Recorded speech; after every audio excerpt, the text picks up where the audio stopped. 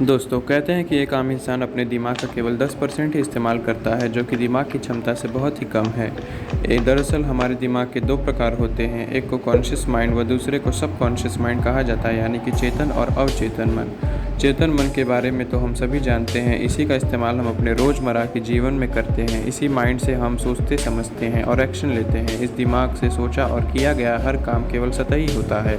जीवन में हमारे साथ जो भी घटित होता है और उसमें असल खेल तो हमारे सबकॉन्शियस माइंड का होता है, यानी कि अवचेतन मन का।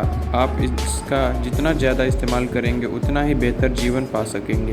पूरे दिन में हज़ारों विचार हमारे माइंड से होकर गुजरते हैं। कुछ तो ऐसे विचार व इच्छाएं होती हैं जो इतनी दबी होती हैं कि हमें उनके बारे में पता भी नहीं होता, और जब वे घटनाएं हमारे जीवन में साकार हो जाती हैं तो हम समझ ही नहीं पाते हैं कि ऐसा क्यों हुआ। दरअसल सारा खेल हमारे अवचेतन मन का है। यह जो चाहता है वही स्थिति कभी न कभी हमारे जीवन में वास्तविकता में घटित हो जाती है।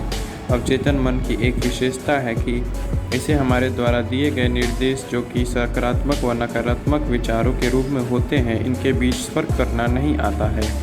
आप जो भी सोचते हैं, आपका सबकॉन्शियस माइंड उसे हकीकत में बदलने में जुट जाता है। अवचेतन माइंड कभी नहीं सोता है, कभी नहीं रुकता है। चाहे आप सो रहे हो तब भी यह चलता रहता है। इसी का उदाहरण है, आप बिना रुके लगातार सांस लेते रहते हैं और दिल का धड़कते रहना।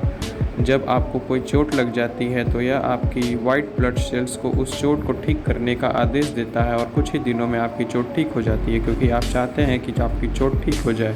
इसके बाद आपका सबकॉन्शियस माइंड आपके आदेश को मानकर काम करने में जुट जाता है। तभी कहा जाता है कि हमेशा अच्छा ही सोचें, वही जो आप चाहते हैं, क्योंकि जो आप चाहते हैं वही होता है। जाने अनजाने में आप चिंता कर बैठते हैं, नर्वस हो जाते हैं, और इस तरह के अनेक नकारात्मक विचार कई बार मन को घेर लेते हैं।